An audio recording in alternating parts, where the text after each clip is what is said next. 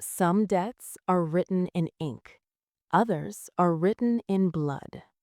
Her name was Park Ji-Yeon, 23 years old, the second daughter of a man who had gambled with the wrong empire and lost everything before she was even old enough to understand what losing meant.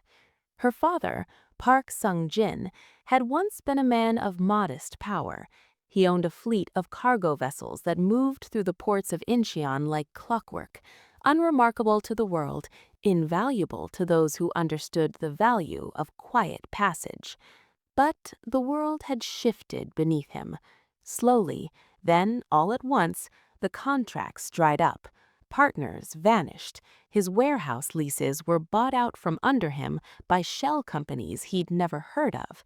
His ships sat idle in harbor, rusting like broken promises.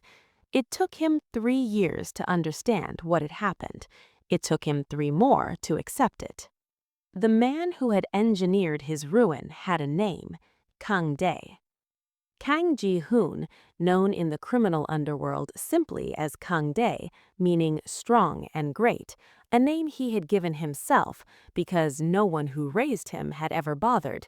He was the head of the Black Tiger Syndicate, a criminal organization so deeply embedded in South Korea's port economy that the government no longer tried to remove it. They simply tried to contain it. Kang-Dae was 41 years old and had never once lost a negotiation. He had the kind of stillness that predators develop, the patience of a man who always knows where the exits are. When Park Sung-jin finally came to him with his hat in his hand, Kang-Dae was not surprised. He had been expecting this visit for 18 months. He had, in fact, arranged for it. The debt Sung-jin owed was not the kind that could be paid in installments. It was the kind that required collateral, the kind that required trust, and Kang-Dae trusted no one. So he had devised his own method of insurance. He would take a bride. Park Sung-jin had 2 daughters. The eldest, Park Min-Hee, was 26, poised, educated, the kind of woman who had been trained since childhood to be exactly what other people needed her to be. She was the perfect daughter, the one presented at every family function, the one who smiled on cue, the one who had spent her whole life preparing for a role she never wanted. The second daughter was Ji-Yeon, quieter, sharper, the one who had learned to disappear in rooms full of people, to listen more than she spoke, to observe with the patience of someone who understood that information was the only currency that never depreciated. Sung-jin offered Kang-Dae, his eldest. It was, he believed, a negotiation. He was wrong. The wedding was arranged quietly, as all things in Kang-Dae's world were arranged. A private ceremony, no guests outside the necessary few. Min-Hee wore white and held her face in the careful blankness of a woman who has decided that survival is its own form of dignity. But Kang-Dae was a paranoid man. He had not built an empire by taking people at their word. He knew the Park family. He had, after all, studied them for years before making his move. He knew they were survivors. He knew they were schemers. And he knew that a man cornered will always find a door, even where none exists. So he inserted a condition. On the morning of the wedding, Kang-Dae summoned Ji-Yeon into the room where the contracts were laid out, and he explained, with the calm of a man reading a grocery list, that she would also be marrying him that day. Not publicly, not in the ceremony the family would attend. There would be a second private binding, legal documents, a witnessed signature, a marriage that existed only in paper and in his knowledge. He called her his ghost bride, his insurance policy. Min-Hee would play the public role, the Mafia queen, the face of his legitimate life, the woman photographed at galas and charity functions. Ji-Yeon would be kept in a separate residence, isolated, invisible, her marriage a secret even from the household staff. Park Sung-jin, who had brought both daughters to the venue that morning, believing only one would stay, stood in the hallway with his hands folded and said nothing. His silence was the loudest thing in the room. Ji-Yeon signed. She did not look at her father when she did it. Kang-Dae was meticulous in his cruelty. For the first 12 months, he played a game that he clearly had played before. He gave Min-Hee everything she did not want: expensive gifts delivered without warmth, public appearances that required her to perform happiness she did not feel, cold attention that made her feel simultaneously watched and discarded. He treated her like a beautiful object he had purchased and grown bored with before it was even unwrapped. To Ji-Yeon, he played the opposite note. She was kept in a furnished apartment 3 floors above the syndicate's main operations, comfortable but sealed. Her meals arrived on schedule, her books were provided, her phone was monitored. He visited her once a week, and in those visits he spoke to her as though she was the one he had actually chosen. He implied that Min-Hee was the obligation, that Ji-Yeon was the secret he preferred to keep. It was a beautiful lie, precisely calibrated. His goal was simple: make each sister believe the other was the threat, divide them, ensure they never spoke long enough to compare notes, ensure that if one ever turned against him, she would do it alone. What Kang-Dae had not accounted for, what he had never needed to account for before, was that Min-Hee and Ji-Yeon had spent their entire childhoods in a household where survival required discretion. They had been passing messages to each other since they were children, through books left on shelves, through specific songs played at specific volumes, through a language of small signals that their father had never understood and Kang-Dae had never bothered to learn. He had studied them, but he had studied them separately. That was his first mistake. It was Min-Hee who found it. 14 months into her marriage, she was alone in the main residence during one of the nights when Kang-Dae's schedule required him elsewhere. She had been tasked, as she was sometimes, with preparing documents in her private study, a task he gave her to make her feel trusted, never suspecting that she had spent those hours studying the room's geography rather than completing the work. Behind the lower panel of the built-in bookcase, behind 3 volumes of Korean maritime law that had clearly never been opened, was a ledger. Black cover, no title. The pages inside were written in a hand she did not recognize, in shorthand she could only partially decode. She photographed every page, all 47 of them. Then she replaced the ledger exactly as she had found it, returned to the desk, completed the documents, and went to bed. It took Min-Hee and Ji-Yeon 6 weeks to decode the ledger in full. They worked in fragments, Ji-Yeon from her apartment, Min-Hee from stolen hours in the residence, communicating through the same childhood system that had never once failed them. What they found was not simply evidence of a crime, it was a blueprint. The ledger documented in meticulous detail the precise sequence of moves Kang-Dae had made to engineer their father's financial collapse. The shell companies, the bribed port officials, the manipulated contracts, the false audits, every step of a 3-year operation designed with a single goal: to acquire Park Sung-jin's shipping port licenses through the only mechanism that could not be challenged in court, a voluntary family transaction made under legal duress, but technically uncoerced. But there was more. Tucked between the final pages of the ledger was a separate document, a timeline, handwritten with no ambiguity about its meaning. 6 months from now, port titles transferred. 8 months from now, domestic obligations resolved. The word resolved was underlined twice. Ji-Yeon was the one who understood it first. She sat with the photograph of that page for a long time before she sent Min-Hee the single word they had agreed would mean emergency. She sent it in the middle of the night. Min-Hee replied within 4 minutes. Before we find out what they did next, if you haven't already, hit subscribe, because the women who finish stories like this one, they don't announce themselves twice. Drop a comment below. Whose side are you on? Min-Hee's patience or Ji-Yeon's precision? Now, back to the plan.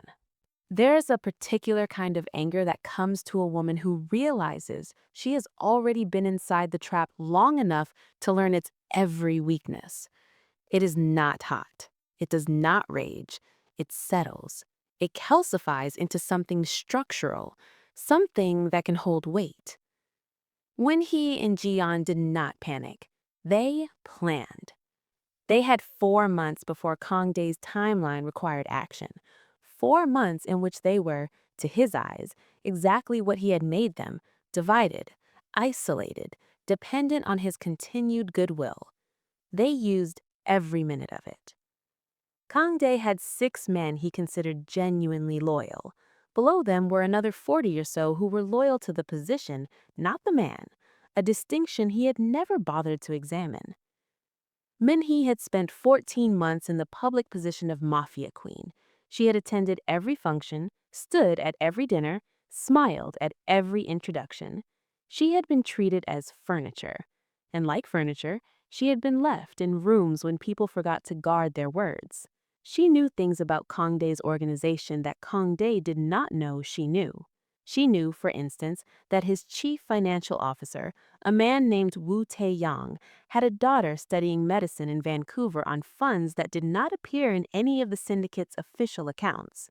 She knew that his head of port operations had a brother serving a sentence for a crime that Kang-Dae had arranged, and that the brother was due for a review board in 8 months. She knew that 3 of his most trusted managers had been skimming operational budgets for over a year, and that Kang-Dae knew and chose not to act because the leverage was useful. Ji-Yeon, from her apartment above the operations floor, had spent 14 months with access to the building's internal communication system, access that had been granted because no one expected a ghost to be listening. She had built a map, a complete organizational chart of the Black Tiger Syndicate with annotations. Together, they identified 11 men who could be turned, not through bribery, through information, through the careful application of what Min-Hee called the offer they couldn't afford to decline and didn't want to. Each approach was different. Each one was personal, and over the course of 4 months, one by one, 11 members of Kang-Dae's inner and middle circle quietly, without fanfare, realigned their loyalty. They did not turn against him because they were afraid. They turned because Min-Hee and Ji-Yeon had shown them, with evidence, that the ship was already sinking and offered them a lifeboat. Ji-Yeon had a degree she had never used. Before her father's collapse, before she had been removed from the trajectory her life was supposed to take, she had spent 2 years studying corporate law. She had not been idle in her apartment. Through careful, anonymized channels, routed through a lawyer in Busan who owed a favor to someone who owed a favor to someone Ji-Yeon had never met but had correctly identified as useful, she had spent 3 months constructing a legal framework, a framework that, when activated, would achieve 3 simultaneous outcomes. First, the full confession of Kang-Dae's crimes, documented, witnessed, and signed by 11 members of his organization who had, in exchange for prosecutorial consideration, agreed to full cooperation. Second, the formal dissolution of both marriages filed simultaneously in 2 jurisdictions, rendered irrefutable by the evidence of coercion that Ji-Yeon had documented in the ledger. Third, the transfer of operational control of Kang-Dae's 6 legitimate front companies, a shipping logistics firm, 2 import-export houses, a hospitality group, a real estate management company, and a private security contractor, to a newly formed holding company with 2 named directors, Park Min-Hee and Park Ji-Yeon. The legitimate companies alone were valued at a figure that would take their father's family from ruin to stability in a single transaction. But they were not doing this for their father. They were doing it for themselves. The Black Tiger Annual Gala was Kang-Dae's one public performance. Once a year, he opened the doors of his penthouse event space to the assembled executives of his legitimate empire, the CEOs of companies that did not know they were owned by a syndicate, the investors who preferred not to ask questions, the lawyers and accountants who had learned that prosperity required selective blindness. This year, it was also the night he had chosen to sign the final papers transferring the Park family's port licenses to his holding company. He had arranged a notary, a photographer, a small audience of witnesses who would make the transaction feel, in retrospect, entirely voluntary. Min-Hee stood beside him at the entrance of the gala in a dress the color of deep water. She smiled at every guest. She placed her hands on his arm with the practiced ease of a woman who had made peace with her circumstances. She had not made peace with her circumstances. She had simply been waiting. At 10:45 p.m., Kang-Dae excused himself from the floor and moved to the private room adjoining the main hall. The notary was already there. The witnesses were already seated. A black folder sat at the center of the table containing what he believed were the final port transfer documents. He did not know Ji-Yeon was in the building. He had never considered that she might be. She was the ghost bride, the hidden one, the one he kept invisible because visibility was the only power she did not have. He had miscounted her powers. He stared at the pages for a long moment. Then he turned the first page, then the second. Then he set the folder down and looked up very slowly at the faces of the people seated around the table and understood, for the first time in a very long time, that he was the least informed person in the room. The folder did not contain port transfer documents. It contained his complete confession. 47 pages of documented crimes, annotated with evidence, signed by 11 of his most trusted people, the same people who were currently seated around this table not as his witnesses, but as the witnesses for the prosecution. It contained 2 sets of divorce papers, already signed by both wives, already filed. It contained the articles of incorporation for a holding company he had never heard of, and on the final page, a simple note. The ports were never yours to take. Nothing here was. It was signed by both of them. A long silence. The string quartet continues in the next room. Somewhere, a glass is raised in a toast. Kang-Dae did not move. He was calculating, like men like him always calculate, looking for the exit, the leverage point, the single thread he could pull to unravel what had been constructed. There was no thread. There was no exit he had not already been locked out of. He had spent years studying the Park family. He had identified their weaknesses and built a trap around them. He had been meticulous. He had been patient. He had studied them separately. That was his first mistake. It was also his last. Min-Hee walked out of the gala through the front entrance at 11:15 p.m. Ji-Yeon was waiting for her in the lobby. She was wearing the first dress she had chosen for herself in 18 months. They did not run. They did not look back. At the back exit of the building, 4 police vehicles and a prosecutor's team from the Seoul Financial Crimes Unit were waiting for the man in the empty suit. His 11 former lieutenants were already in a building across the city giving their statements. In the morning, the holding company's name would appear in the business registry for the first time. Its first official act would be the transfer of all 6 front companies into legitimate, independently managed structures, restructured, cleaned, and operational. Its second official act would be the donation of a significant portion of the first year's profits to an organization that helped women exit coercive situations. Their father received a wire transfer the following afternoon, enough to cover his debts, and nothing more. The accompanying note read, "This ends here." He understood.